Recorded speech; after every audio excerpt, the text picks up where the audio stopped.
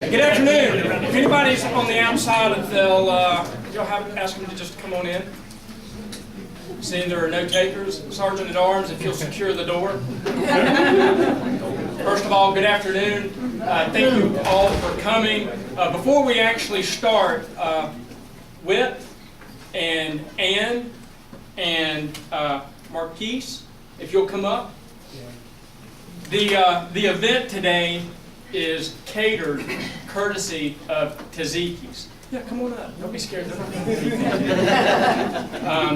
I wanted to thank you individually in front of everybody in the department because this is the level of support that we get from the community in general. And with the state of tension in law enforcement all across the country, you know what's going on out in the street as far as that tension is concerned, but the level of support that has been shown to this police department because of the work that you have done over the last decade has been tremendous.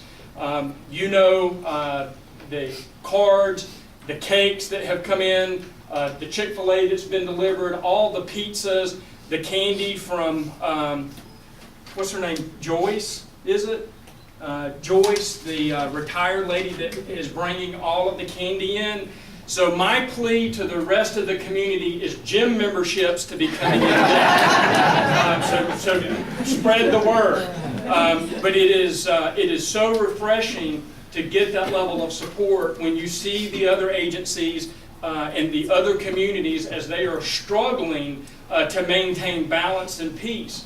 And we're able to do that here in this community because of you, of the work that you have done over the years to maintain fair and impartial policing, to build that trust and confidence in this community. And so when we have all of the tension that's going on, people like Whit have reached out and said, what can I do for the police department to show my support? So with that, I just wanted to say thank you on behalf of the men and women of the Athens-Clarke County Police Department for catering for our event today. Thank you.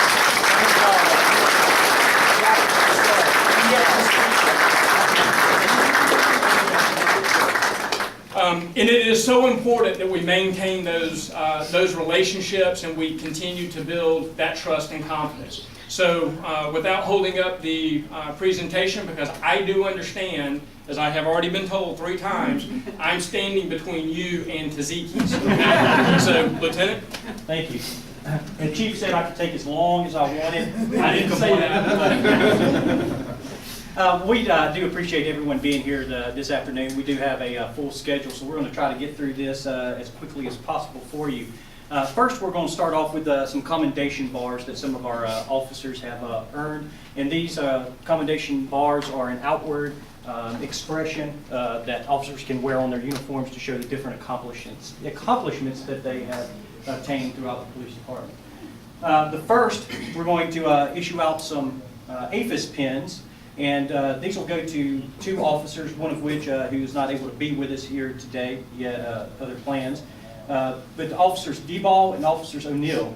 Officer Deball recovered latent prints from the front passenger side of a door of an entering auto at a grocery store located on Highway 29. The prints were entered into the APHIS system. The system returned a match to an offender who has a lengthy, violent criminal history and previous incidents of thefts. Armed with this new information, detectives were able to interview the suspect. The offender denied being near the vehicle in the incident location, which having your fingerprints there kind of contradicts that. So based upon probable cause, an arrest warrant was signed against the offender, and SPO Deball is commended for his attention to detail. And SPO Deball, would you come up and receive your pin from He's here. Yes, he is.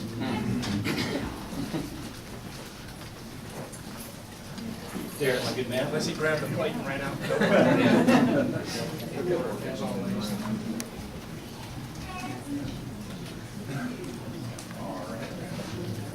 On the count of 3, 1, 2, 3. And when Deball's not processing vehicles, he's jumping into water, either muddy ponds to pull people out or the Oconee River. 1, 2, and 3. What a rescue division. I do think his shift mates on 311 gave him some water rings, is that right?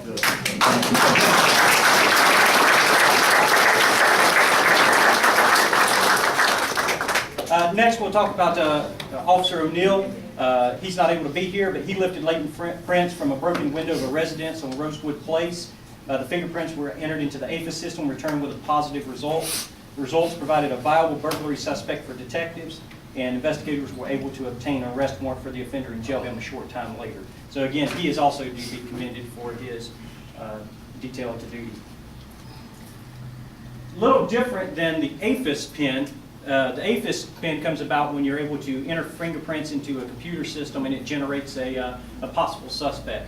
Detective Harold realized that the same amount of work goes into processing a scene and getting a fingerprint, though it's not APHIS quality, that is able to be compared to a known suspect. So he designed this pin for individuals to receive. Today we have 3 officers that we're going to present this with, one of which, David Kelly, is not able to be here with us today, but we're going to present it first to Sergeant Courtney Gill. In June of 2016, Sergeant Gill lifted fingerprints from a theft at the Georgia Square Mall. Detective Thompson worked the case and ultimately arrested the suspect. The fingerprint comparison to the suspect was made and resulted into 3 fingerprint matches. And these matches will significantly bolster the case in court. She is commended for her attention to detail. Sergeant Gill, if you will come forward to receive your...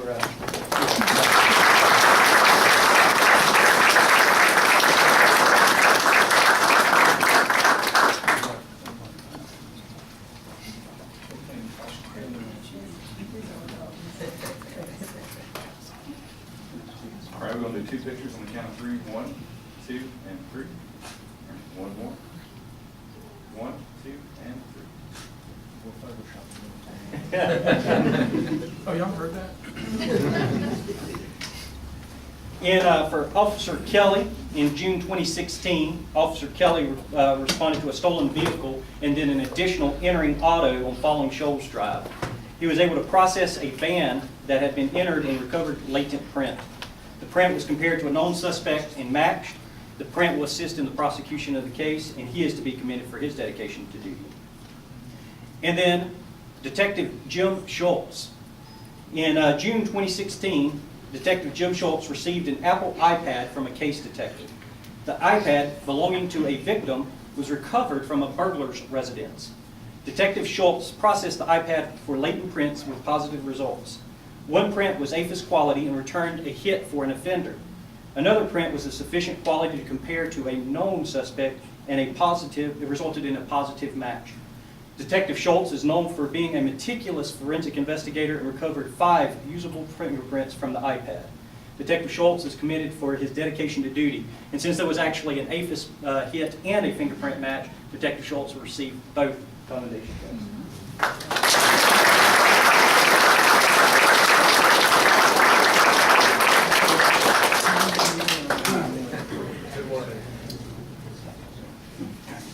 He's that meticulous guy of, I think it was a Bible that you had to process almost every page in. He processed almost every page of a Bible to recover some fingerprints for a burglary suspect. Is this a candy shot? Yeah, that's right.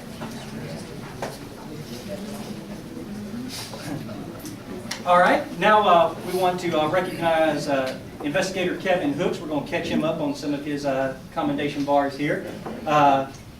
Kevin Hooks is receiving today 3 different bars. He's receiving one for good conduct, service recognition, and honorable discharge from U.S. Army. If you'll come up and receive your commendation.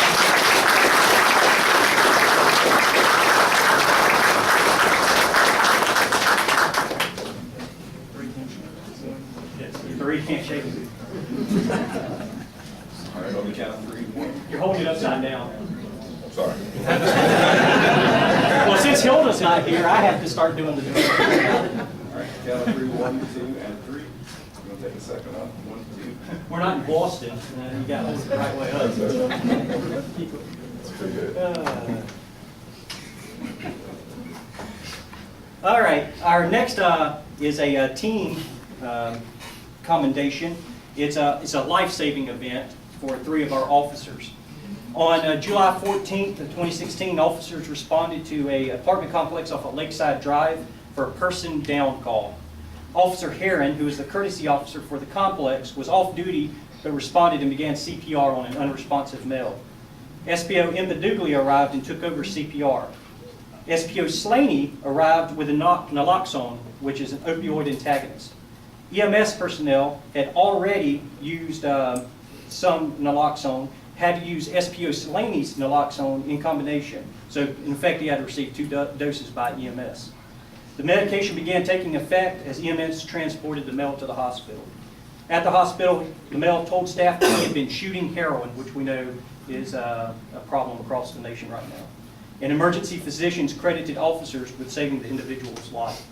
2 of the officers, Officer Heron is in Baton Rouge, Slaney is in Florida, but we do have SPO Mbaduglia here. If you'll step forward and receive his commendation letter.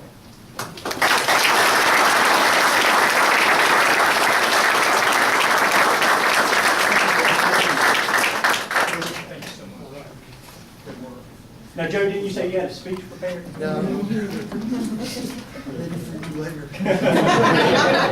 On the count of 3, 1, 2, 3. I'm just happy that you share your cookies with me. 1, 2, 3.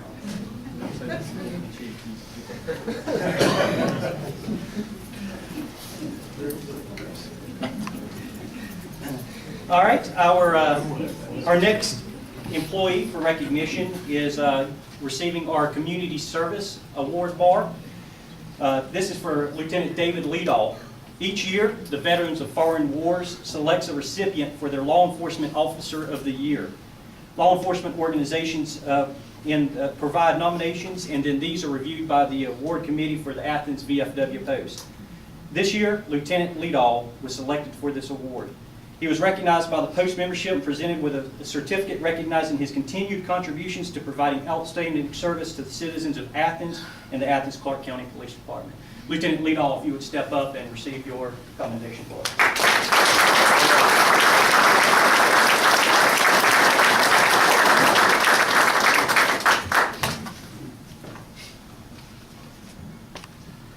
On the count of 3, 1, 2, 3. Break that ball. More. 1, 2. Break that ball. That's old Army. I was policing him when he was a kid at Fort Polk Police. So sorry for you, bud.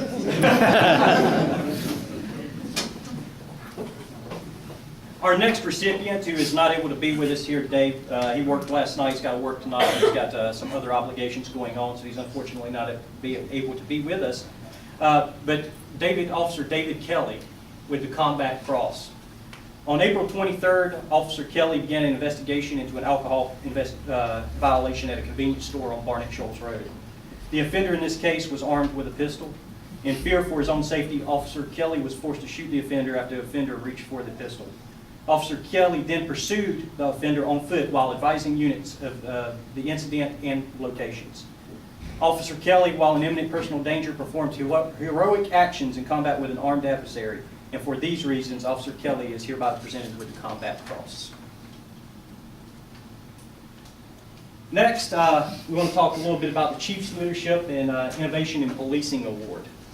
This is an award that the Chief came up with, and he will speak to it a little bit more in detail in just a minute. But we're going to honor an officer with this award today. And this officer is known for going the extra mile. We've heard tell of him buying groceries for families in need. His shift mates know him as the guy who runs into trees and gives himself concussions. But most recently, we have seen his influence in the positive interactions with children at the Bethel Midtown Village. This officer is well deserving of the Chief's Leadership and Innovation in Policing Award. But you don't have to take my word for it. Chief didn't know I was doing this.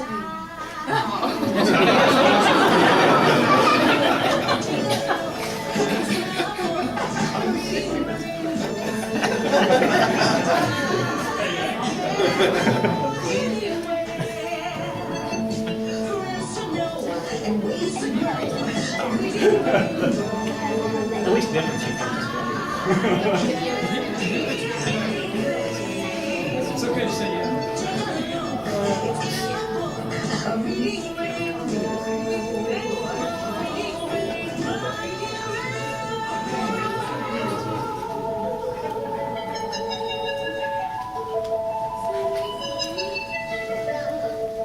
And unfortunately, some of y'all are either too young or too old. I used to watch that on Channel 8 GBTV.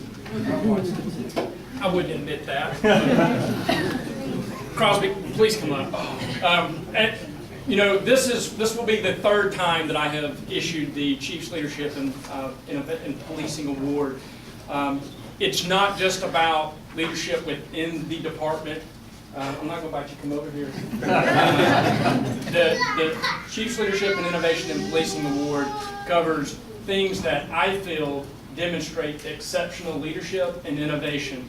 Ms. Sarah Ivy was provided that award because she came up with the idea of having the Chiefs Advisory Board.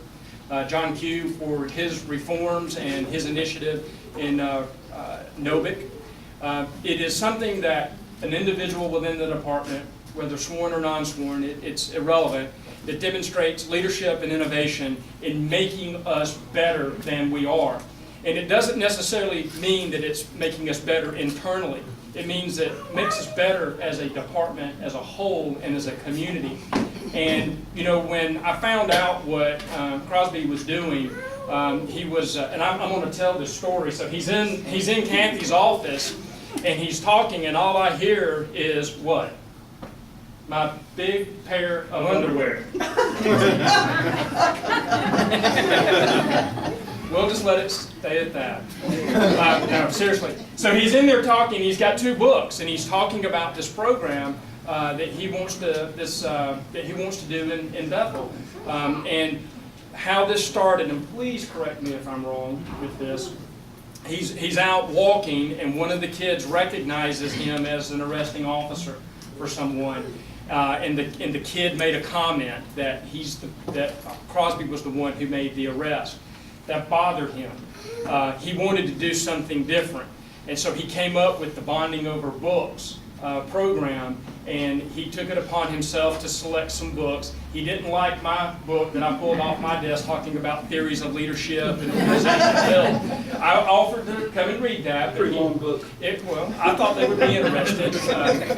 He said that no, they probably wouldn't. After I got over it, I moved on. I went over there and he put me to work reading, it was a big pair of underwear. Yeah. One big pair of underwear. One big pair of underwear. No joke, I can't make it up. It's kind of like working downtown. But I was impressed, you know, with all of the great things that take place in this department by each and every single one of you, the good work that is done. Sometimes there's exceptional work that stands out in my mind. And in this example, this is leadership in the community. This is leadership by demonstrating initiative, taking an issue that was otherwise bad and making it good. And he's had a really good impact because the last group was 40 kids, 40 plus kids. You've gotten UGA involved. Those were the 2 football players that you saw up there. So I think it is a great success. And I wanted to recognize you because that is the type of outstanding police work that this community is in need of. And while you all do great work, I just wanted to take a moment to recognize him for the leadership in the community and working with our youth. So thank you so much for what you do for us.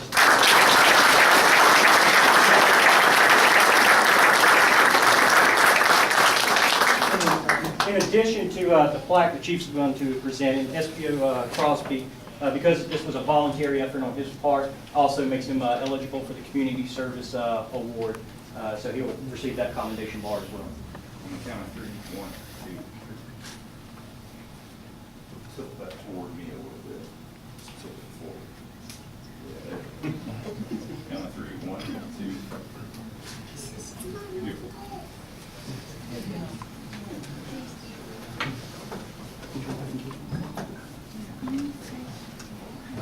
All right.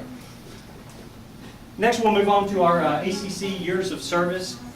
So Athens-Clarke County government recognize certain milestones, 10, 15, 20 years, etc., when you're with the government. So we're going to take a moment and recognize the dedication of the following employees to the unified government. Our first group is Sergeant John McIlvain and Sergeant Scott Profs. Sergeant McIlvain will come forward for his 10-year pin.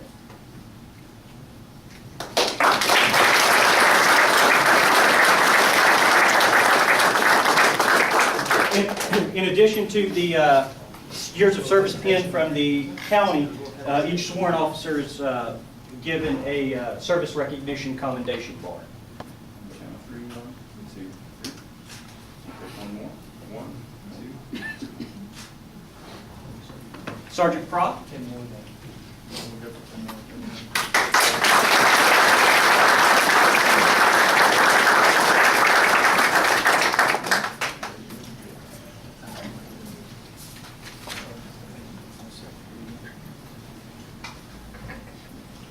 Count of three, 1, 2, 3. One more. 1,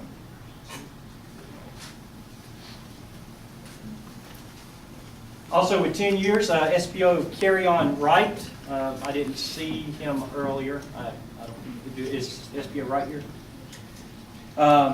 Detective Chris R. Mell had pre-approved leave. He's not able to be here with us today. Also with 10 years, Communications Supervisor Jonathan Jones, if you'll come forward, Jonathan.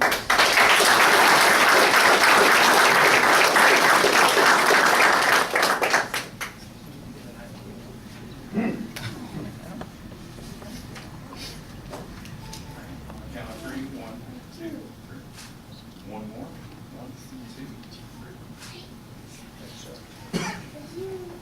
2, 3. SPO Chris Shook is not able to be with us. He is in North Carolina today. With 15 years of service, Communications Supervisor Donna Hood. She is unfortunately in the Communications Center right now. They're a little short-staffed, and she's running calls for service, so we'll make sure we get hers to her. Sergeant Mark Pulliam, with 15 years. Sergeant Pulliam. I saw him in the back.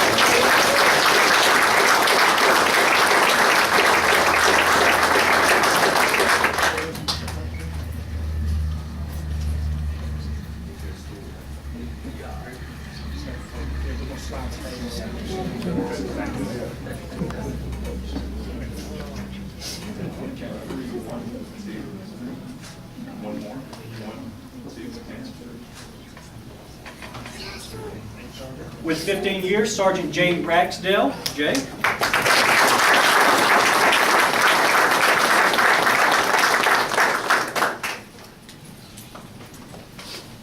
More, I can retire.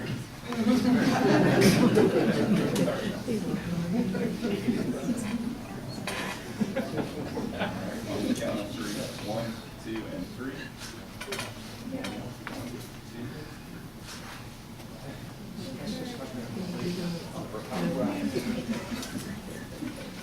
2. With 20 years of service, Sergeant Aubrey Epps. I don't see him out in the crowd. And then Detective Scott Ferris, who was also had pre-approved leave before today. Let's give everyone a...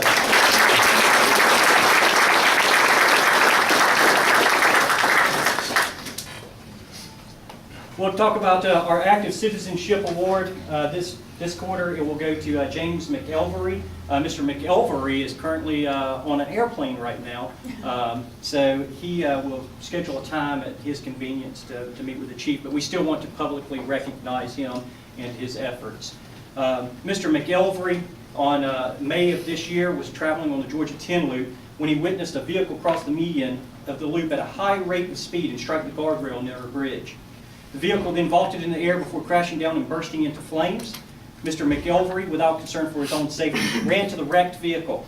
At the car, Mr. McElvery discovered a driver with an altered mental status and noticed that the fire had begun to move into the passenger compartment of the vehicle. Mr. McElvery began trying to extricate the the driver from the car. The driver, later to be determined to be intoxicated, resisted Mr. McElvery's efforts to pull her from the burning car. After a brief struggle, he was able to pull her from the vehicle to safety. Without Mr. McElvery's willingness to be involved, a fatality would have occurred. He is commended for his valor, and we'll make an appointment with him to meet with the chief to receive his commendation. Next, Josh Watkins had wanted to publicly thank and spoke with the chief, and the chief agreed thank ACC Central Services and Facilities Management for their assistance and some renovations. Chief? Where's Josh at? There he is in the back. Josh? And then in fact, we have Beth Smith and David Flott.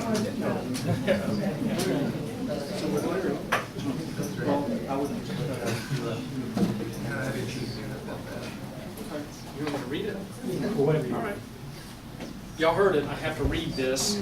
I don't like to do that, but before I begin, this is something that we feel very passionately about in recognizing the good work that is done within the department, but also within the unified government itself. And it is so important because we are not a silo as a police department. We rely on other unified government departments to help us do our job, and one of those is facilities management. So all of the work that we have been doing throughout the department, Josh has spearheaded a lot of that and coordinating that, getting things repaired, getting this police department up to where it needs to be, hauling off the Everything was in the old evidence. yeah, just doing a lot of hauling of junk away. Josh wanted to make sure that we recognized the efforts of facilities management. So may it be known that facilities management has demonstrated a steadfast commitment to the operations of the Athens-Clarke County Police Department through timely, courteous, and professional address of work orders necessary for the maintenance and safe operations of the Athens-Clarke County Police Department facilities. Of particular note, within FY16, facilities management personnel have assisted with such diverse projects as renovations necessary for the E911 Center's Video Integration Center. And if y'all have not seen that, you really need to look at that. Also the 911 conference room, the cybercrime unit suite innovations, and also ensuring the operation of our doors and locks, renovation of the former evidence room space, specialized equipment installations, and other tasks necessary to maintain the safety and the comfort of police department personnel, such as with the HVAC system, plumbing, and general maintenance and support. May these certificates for all of the personnel that have worked in the department, that's correct, for getting one, serve as a formal recognition to all of your staff for all the hard work that they have contributed to the police department, and on behalf of the men and women of the Athens-Clarke County Police Department, we truly appreciate it. So thank you so much. Thank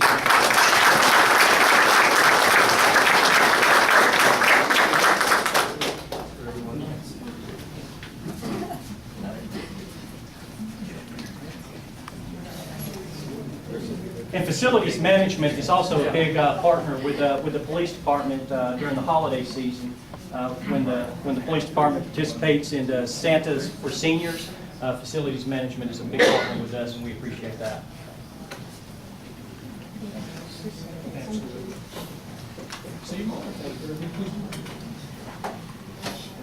Once again, let's thank Beth Smith and David Flott.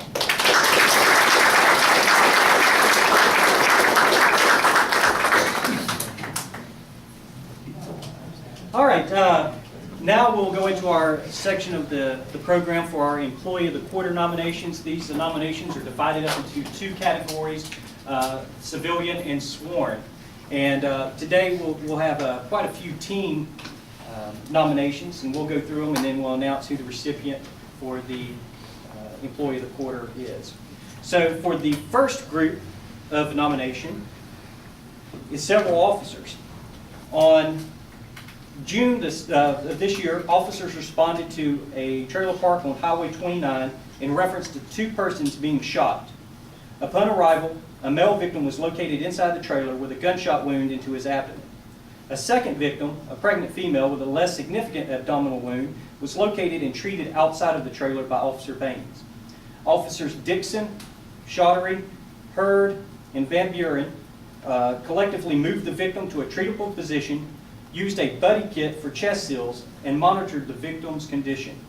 Recognizing signs of apparent blood loss and or shock, the victim's feet were elevated and the victim was kept talking so he did not lose consciousness until EMS arrived.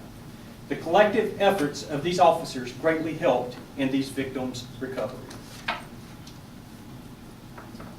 Our next nominations is also a team nomination for Officers Twan Leverett and William Gibson. On April of this year, SPO Gibson and SPO Leverett detected suspicious activity in the form of a male walking back and forth on College Avenue.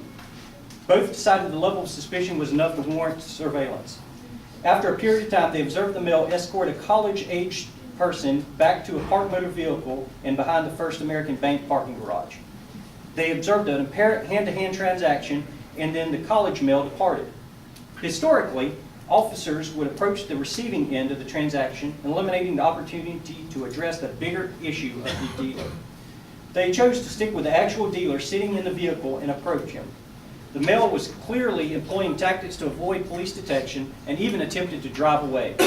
However, by remaining calm and controlling the situation, they were able to stop the individual and observe the male attempting to conceal baggies of cocaine in his pants.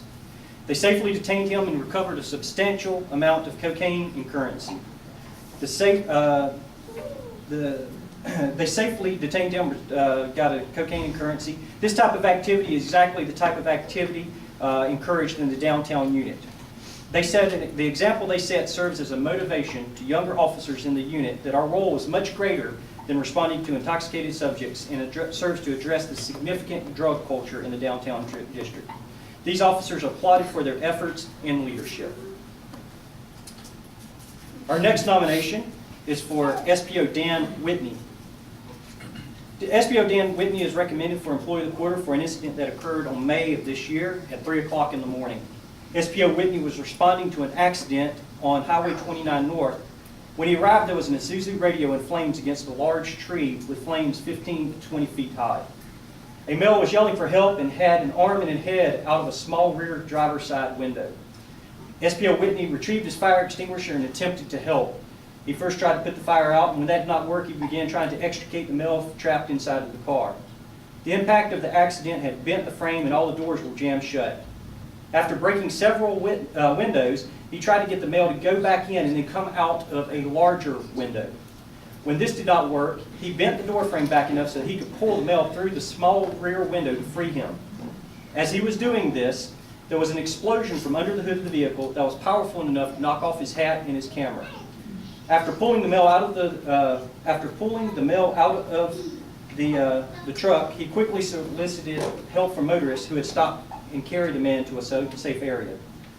The driver of the vehicle unfortunately burned.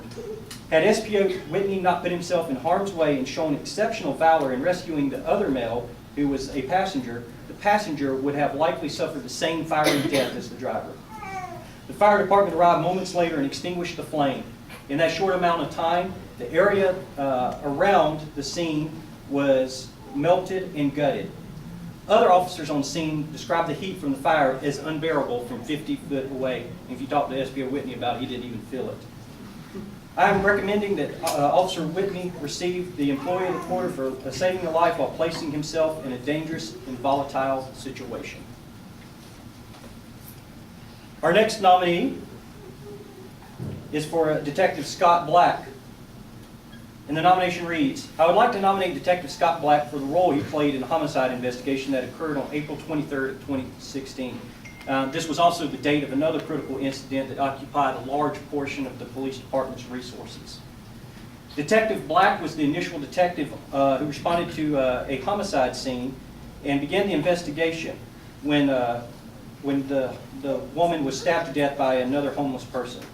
He was able to develop a rapport and interview two key witnesses associated with identifying the suspect, which ultimately led to a confession. He participated in a 9-hour-long interview. If it would not have been for Detective Black's teamwork and persistence in this case, the suspect would not have confessed. Although this case was not assigned to Detective Black, he worked it as if it was his own. Thank you, Detective Black, for all you do. This was a hard decision for the Employee of the Quarter Committee, knowing that they could only award it to one nomination. And finally, the committee decided upon recognizing SPO Dan Whitney as the Employee of the Quarter.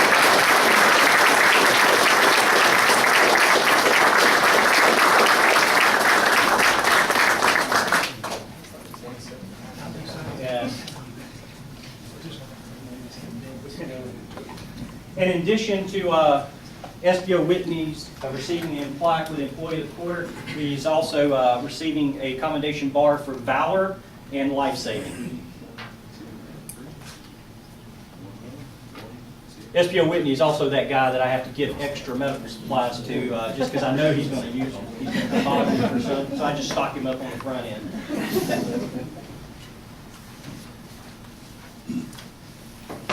Next, we'll turn to our civilian Employee of the Quarter nominees. Our first nominee for Employee of the Quarter goes to Josh Watkins. And his nomination reads, I respectfully nominate Police Department Planner Joshua Watkins for Employee of the Quarter in recognition of his outstanding fiscal management, professional leadership, and superior ability to manage multiple complex projects simultaneously. During the last months of fiscal year 16, Josh constantly calculated and recalculated the department's budget in order to squeeze out every last penny available in order to provide for as many purchase requests as possible. Most days he was in his office after everyone else had left, searching for ways to acquire a new piece of equipment. Without his financial expertise, long-range planning, and ability to adapt and improvise, many of the new on-body cameras, vehicles, firearms, ammunition, training trips, and so much more would not have been realized this year. Josh is the go-to person for almost every project, repair, purchase, question, and complaint in the department. No name in the department is paged more than his. He is unwavering in his devotion to the success of this department and to the safety, comfort, and support of every officer and the employee. He always takes time to listen and discuss the issues and needs of our department and its personnel. Matter of fact, right before this, I snagged him up for about 10-15 minutes, and then Captain Magnuson was waiting outside of my office for him to come out so he could snag him for about 30 minutes. So for these reasons and all other contributions that Josh has made to the success of Athens-Clarke County Police Department, he is submitted for consideration as the Employee of the Quarter. Our next nominee is Communication Supervisor Lori Smith. On May 31st of this year, Communication Supervisor Lori Smith received a 911 call from an individual who said that he had taken some medication and was feeling drowsy. The caller had slurred speech, was incoherent, and wanted someone to watch him. The caller declined medical attention and started to end the call. Communication Supervisor Smith quickly noticed that something was not right with the caller and stopped him from ending the call. She kept him on the line and used good emergency call-taking processes to determine that the caller had indeed taken several sleeping pills, which was 5 times the prescribed dosage, in an attempt to harm himself. The caller had called from a cell phone in which his location was not visible to the 911 center, and he was unable to tell the police department where he was located. Communications Supervisor Smith continued to question the caller to determine his location and directed him to try a variety of actions such as calling from a landline, yelling to his roommates, having him read off his driver's license number, and other creative tactics that she came up with. As he became increasingly drowsy, Communications Supervisor Smith directed the caller to wash with cold water in an attempt to wake himself up. This helped, and the caller suddenly remembered the numbers to his address. Communications Officer Smith remained dedicated to the well-being of the caller and was persistent in her attempts to determine his location. She repeatedly encouraged the caller to fight for himself and kept him on the line for half an hour until his location was determined. Communications Officer Smith did an outstanding job with this call, and her actions clearly led to saving the life of the caller. Again, a difficult task for the Employee of the Quarter Committee. They are honored to ask Josh Watkins to come up and receive this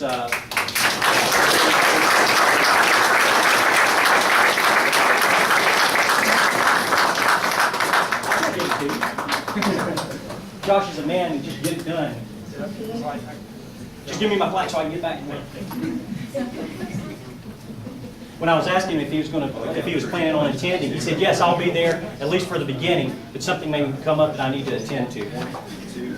Ask Josh for you. Thank you, Josh.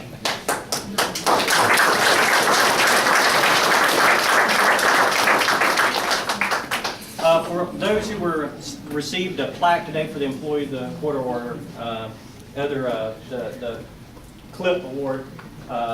If you stay after see me, I've got a box to give you so you can transport your plaque home. For those who were nominated, I also have some certificates that were signed by the chief to present to you, and the chief has an additional incentive to give to those who were nominated. Our next portion, the chief would like to, before we get to towards the end here, the chief would like to talk a little bit about leadership. So is the video ready? It is ready when you are, sir. Okay. Rather than, I'm going to have each of you view a video. As all of you know, 2 lieutenants were just promoted and appointed to the rank of captain. That is something that I take very seriously within the department because it is a leadership position, and there is a very clear distinction in my mind and in the world that I live in between a leader and a manager. Selecting leaders in the department is a priority for both the deputy chief and I, and for actually the entire leadership team, because leadership is absolutely paramount. A manager will manage a box of paper clips and an office order. Leaders lead people. And so when these positions, especially on the leadership team, open up, I have to sit down and reflect about the history of the individuals and also about whether or not they will be able to carry forward the vision that we have for creating an optimal organizational health for this police department. That is absolutely paramount in order for us to move forward and to continue to do great work. So if you will bear with us for just 1 second, and can we cut the lights out while we do this? I'd like for you to watch this video because this video weighed heavily on me and my selection.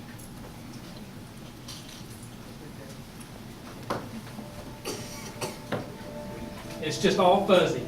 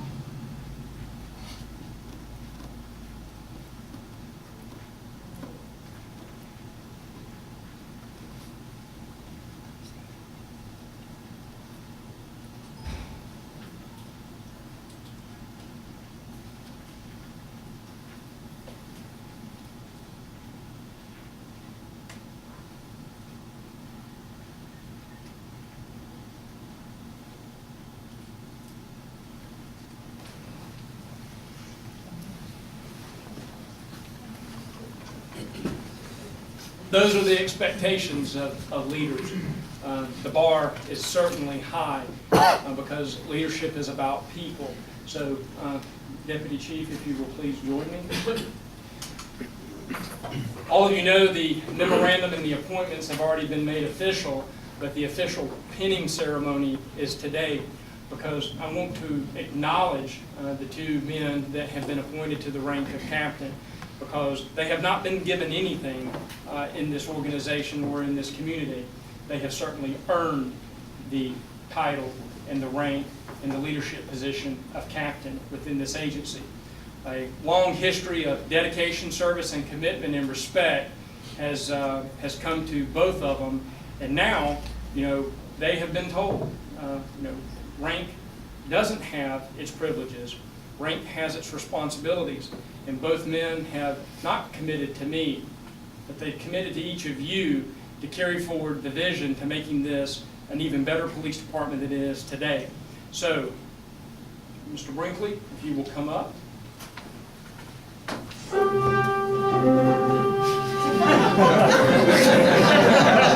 Hey, be glad we intercepted the original one. I want to have your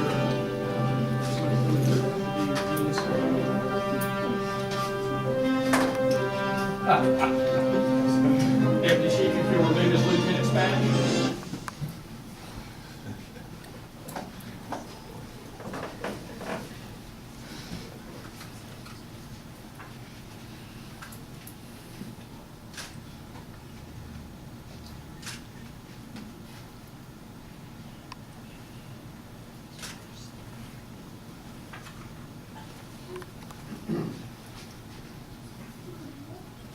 If you stick him, we won't complain. He might. Congratulations, Captain.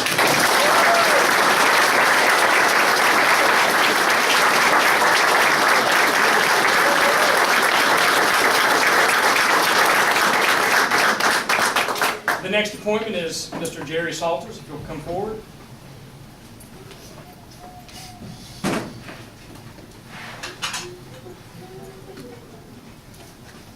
Deputy Chief, if you'll remove the lieutenant's badge.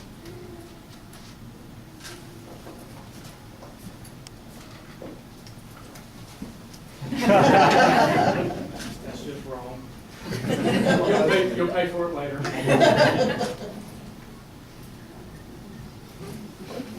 Congratulations, Captain.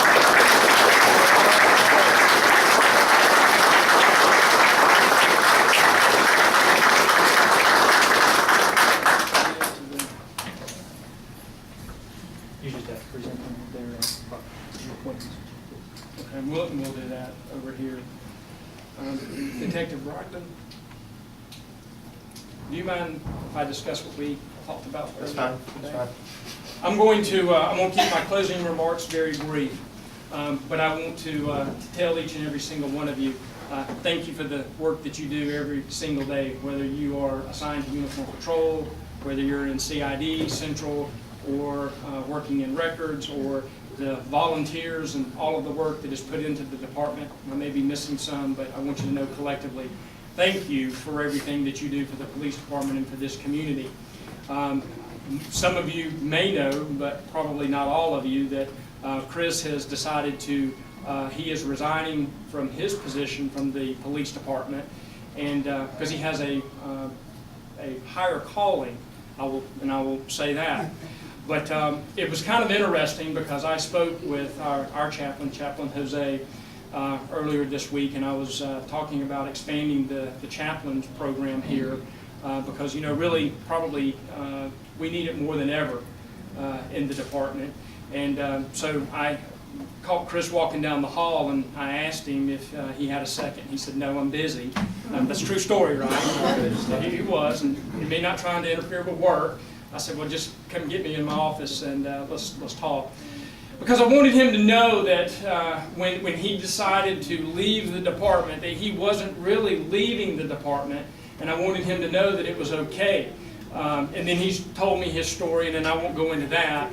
But he does have a higher calling. He has a passion, and I want you all to know that I support him and what he is wanting to do. just like I will support you if you find another calling that takes you away from this department. It doesn't mean that you're going to be any less of a family member just simply because you are moving on to something that you may want to do in life. I want you to know that we will support you 100%. But as I told Chris this morning, that your calling changes, you can call us and you can always come back home. But Chris is going to become one of our chaplains as we move forward and expand that program. So, by the way, I think Ann's going to order your badge already. So we've already started that process even before you walk out the door. So in honor of that, if you will lead with our closing prayer. Yeah. Heavenly Father, Lord, thank you for allowing me to gather here, my brothers and sisters. Lord, thank you for allowing us to pause in the chaotic world that we live in today, to allow us to recognize the bravery of these young men and women, or that you have called peacemakers